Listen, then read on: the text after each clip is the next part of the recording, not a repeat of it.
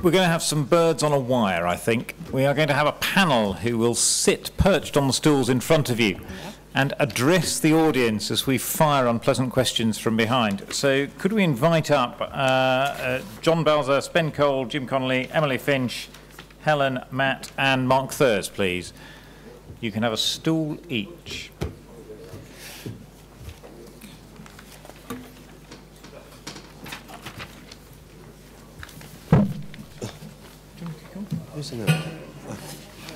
And a voice will come from behind you with a difficult, challenging question. Victoria, do you want to start? Okay, perhaps we can start with John. Did you want to talk to us perhaps briefly about how we can persuade commissioners to implement effective care pathways for Hep C, and how can we get them to implement the recommendations which have been highlighted in the London Consensus? What a lovely question.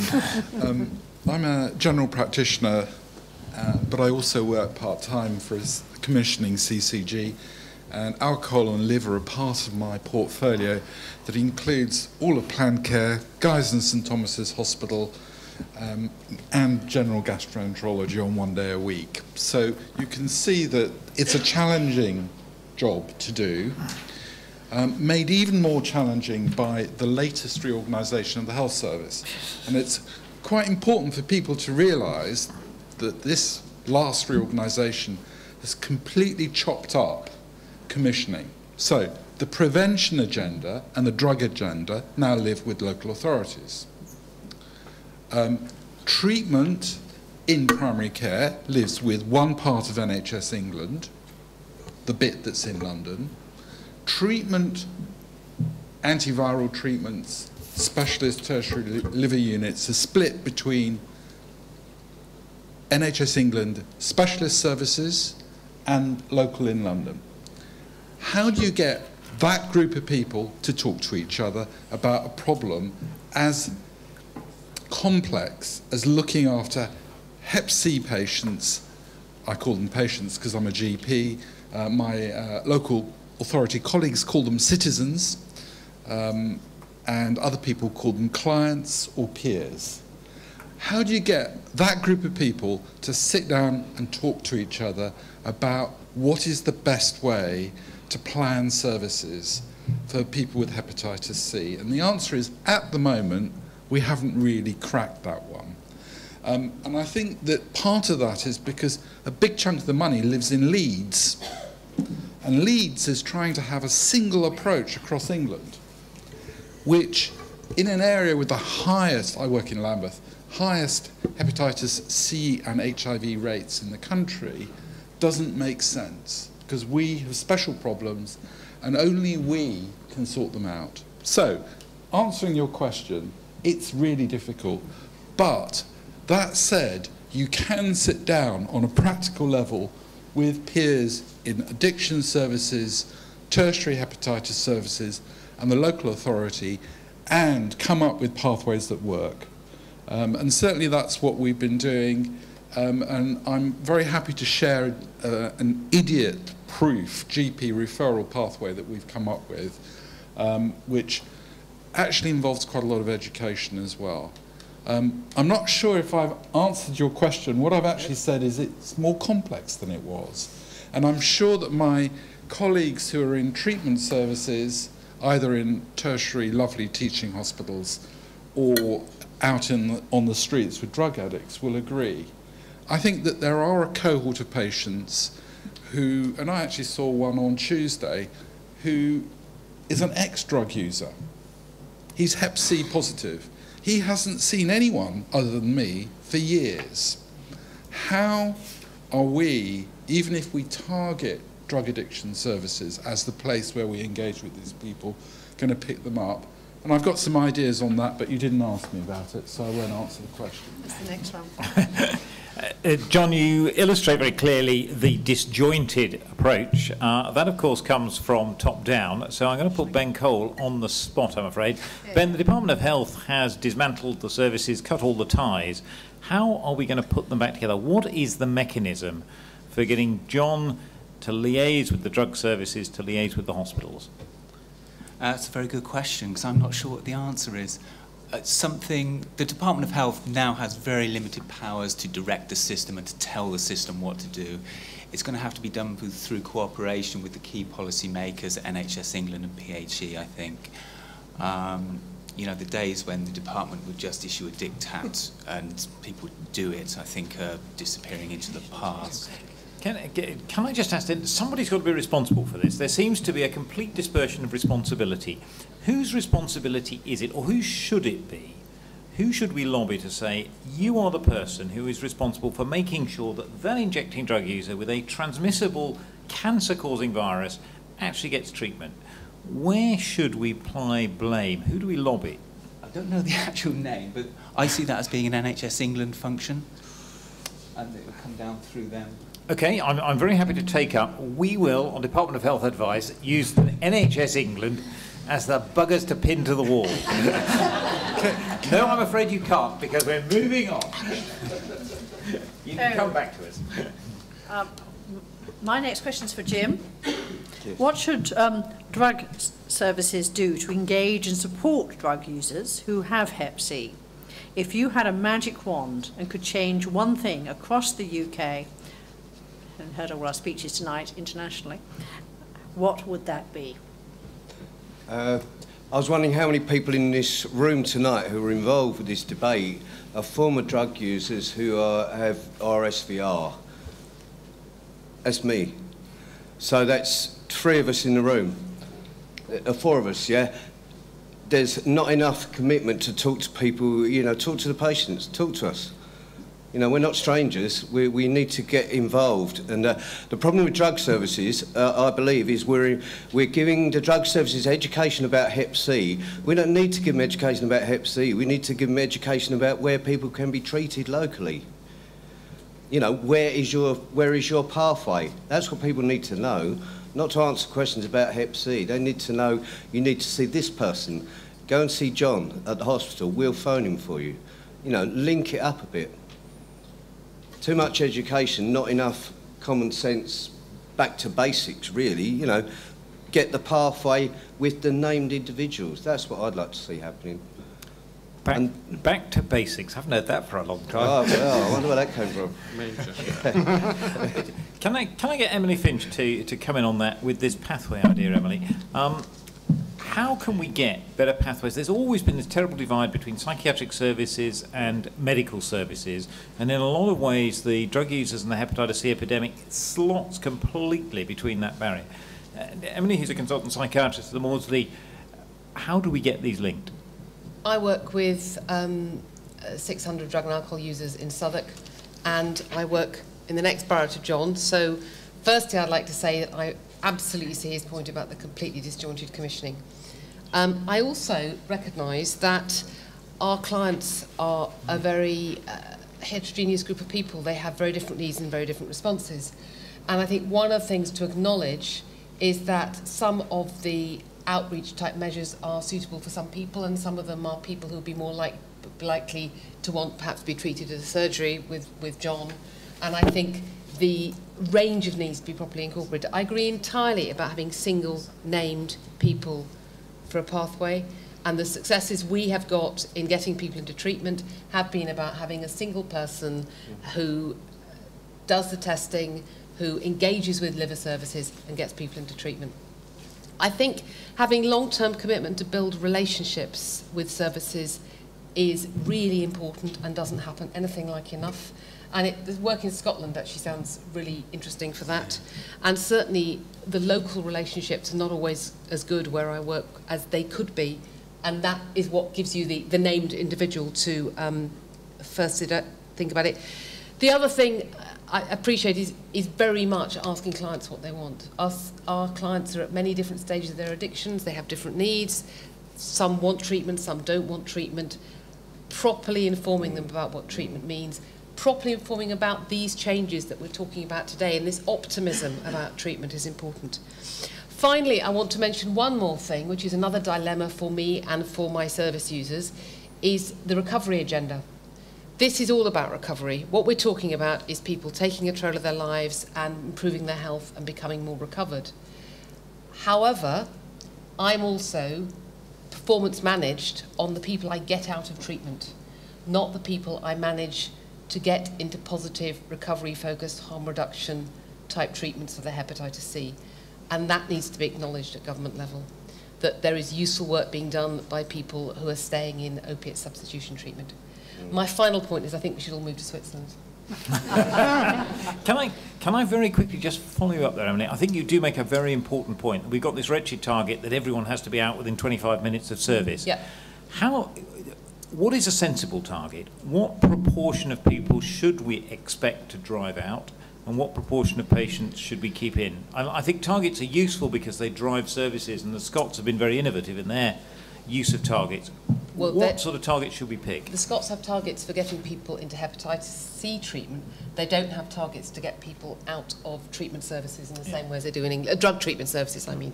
I mean, getting people off opiate substitution therapy. We've been told that opiate substitution therapy is a hugely important way to allow people to have the stability to access treatment. If we're driving people out of opiate substitution therapy through really rather misguided government policies on what is called recovery, then we won't get there. Actually, some emphasis on recovery and improving the performance of drug treatment services has, of course, got to be a good thing. But there needs to be a balance. Thank you. Helen, you talked to us earlier about the role of Public Health England. Do you want to just talk a bit more about how we can actually make the elimination of Hep C a real possibility?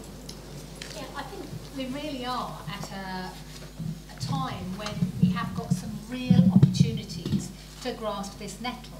We have on the horizon drugs that are likely to be able to be more easily rolled out in community settings, and that is a key issue. I mean, if I said to everyone in the room, I've got an amazing drug, it's very, very expensive, it's 100% successful, but only you can have it, then you're going to be cured. If I said to you, I've got a great drug, you can just take it like a paracetamol, you can pick it up with your prescription, with your methadone, whatever, but everyone in this room can have it, even if it only works with 50% efficacy, I'm still going to cure half of the room.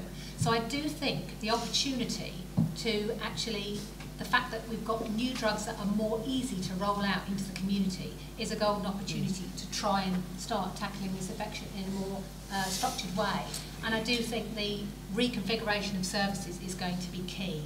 We need to get those services into the right places. We've got lots of models of good care. There's lots of examples out there where we see how services can be really nicely tailored and work really well, getting to the right people, getting them through. And it's about rolling that out across the country so that everyone has an equal opportunity to get into these innovative, groundbreaking services. And I think once we can get that and tailored in with all the prevention services that we need, make sure everybody keep our numbers of individuals into drug treatment services and keep those that are injecting safe from harm in terms of excellent coverage of needle exchange and things like that. With those parameters in place, I think we have a real opportunity to try and drive through. One of the slides I showed you, because cost is an issue and it's sort of the elephant in the room, but the costs are high. But if I said to you that if you're looking at an elimination target, the costs are one-off. So you might spend a lot of money, but if you get rid of the infection in another 70 years' time, we won't be spending anything on that. So that is something to be borne in mind. And I did show the slide before about, it isn't as expensive as you might think. Getting twice as many people into treatment doesn't double the costs to the NHS. It really doesn't. I mean, going from that 3% to the 100%, it didn't give the sort of staggering increase in cost that people might think. So I think there really is an opportunity here to sort of dive in and have a go at the elimination. Yeah, that's a clear pathway, Helen, of how we make it happen. The levers we've got at the moment are the models, because unlike HIV, where it was nice and straightforward, patients were dying in front of our eyes, there were wards full of patients, it was easy to generate a political narrative and it was easy to get engagement. All we've got at the moment are some pretty lines. So I'm going to ask Matt, how do we take your pretty lines, which are very compelling, and actually turn them into action? Should we, should we abandon models and go for different approaches? Can we manipulate the models to show cash? How do we make your pretty lines have the impact that we want? Yeah, but the models are there. The only reason why we did the models is to drive the policy, is to drive the interventions. I mean, we first did a model to show that you should treat injectors, that injectors shouldn't be excluded because of fears of reinfection or fears of compliance. So now our models are about, we want to be able to eliminate. So what we want now is a trial. So we want to do ramp up treatment as prevention and show that you can drive down, like a pilot that, in a way, the feasibility study is already going on in Dundee, and what we want to do is take the example of what's happening in Dundee and then strike, well, okay, let's do it in several other places. And I think as we can show with our treatment rates, we already see some places are already treating at a high enough rate that, you know, maybe over time, over 10 years, would actually show observable differences. But I think now, if we just have to ramp it up a little bit more to show that we can make a difference in 5 years. But so it's not, you know, the pretty pictures are there to write, okay, look, well, let's do it, let's go. But if I was a policymaker, and on the other side, as I'm a public health practitioner, is that I still think they are theoretical models. We need to demonstrate it. So that's why we do need to do some, as Helen was saying, do some proper research in not everywhere, but in some sites where we ramp up treatment and show that you can make a difference in terms of Hep C prevalence observed decline. And it's possible. Perhaps then we just go on to Professor Thurs. So on this basis that we are actually going to treat more people, if we're going to treat nearly 3 times as many people in the next 3 years, do we have enough doctors in the UK to deal with an increase like that? We don't all live in Switzerland.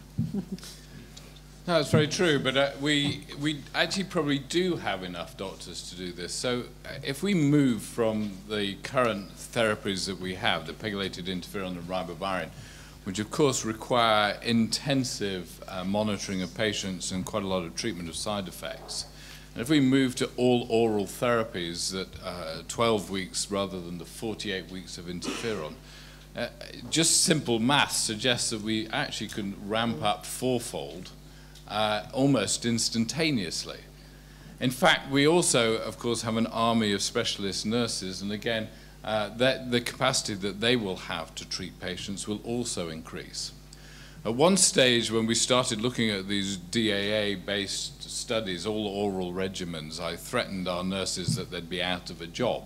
But they won't quite be out of a job. There's none of them here, I think, listening. But they won't quite be out of a job because actually monitoring adherence with these therapies is going to be important, as well as counselling and encouraging patients through their regimens. I don't think we should argue that lack of medical resources in terms of the human resource side of it is an issue. It's not a barrier. It's all heart at St Mary's. You're threatened with the sack unless you treat more patients. Okay, we've had slightly heartening end of discussions. We are reaching the stage where there are men and women outside waving hoovers to try and chase us out of the room. So before we go, I'd like everyone to remember, please, you've got one pledge that you've got to put on the board at the back. So now would be a good time to start thinking about that and writing it all down, plus your postcard. And then I'm going to give the final word to Andrew Langford from the British Liver Trust. Andrew, can you stand up and declare your views on what we can do as a room? You've got a lot of committed people, you've got a lot of activists here. The Department of Health made it pretty clear we're not going to have a national liver strategy. What do we do to help you to put pressure on the government to get a sensible approach to liver disease in the UK? I think what we do is we interrogate people like Ben Cole. I think it's absolutely disgusting that you didn't come up with a better answer than you did.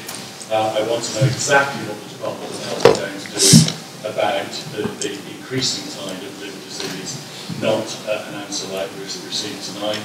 I think what I also want is a government that's committed to doing something about liver disease, rather than the continuing rhetoric that we get. And the fact that we have a chief medical officer who within 18 months has twice mentioned liver disease, and yet we still have a government that refuses to publish a liver disease strategy, then shame on them. And I think we have got to be far more assertive. And on that call to arms and assertive action, I'd like to thank the Deputy Mayor very much indeed, Victoria, for coming along and giving us your insights on some political nous, and we'll let you have the final word. Well, thank you very much indeed. Before we go to our final vote, I'd just like to say thank you so much for inviting me, because as you probably know, Boris is in the middle of organising his London Health Commission at the moment, so I very much hope that you will make a submission to that, because they're still taking submissions, and I think the messages that you have said tonight are extremely important. I mean, Boris is very interested. He personally launched the MedCity initiative this week, so I'm sorry that he's not here. You have to put up with me, but I can assure you I've been very heartened by the things that I've heard this evening, and will certainly take those back myself. We have a final vote. This is to make sure we've beaten you into submission here. So if I may, I'm going to read it out one more time, and I want everyone's hands to go up. This House believes that there is an opportunity to eliminate Hep C by 2030, and that every effort should be made to do so urgently. Hey, thank you. That must be 98% at least, I should think. Now, there are some postcards either in your pack or at the back, so please make sure that you put in what you personally are going to do, and make sure you sign our pledge boards at the back. And thank you very, very much indeed for giving up your time, which I know is at the end of a long week. But thank you very much indeed for the energy and enthusiasm that you've devoted to tackling this important issue. Thank you. Thank you very much.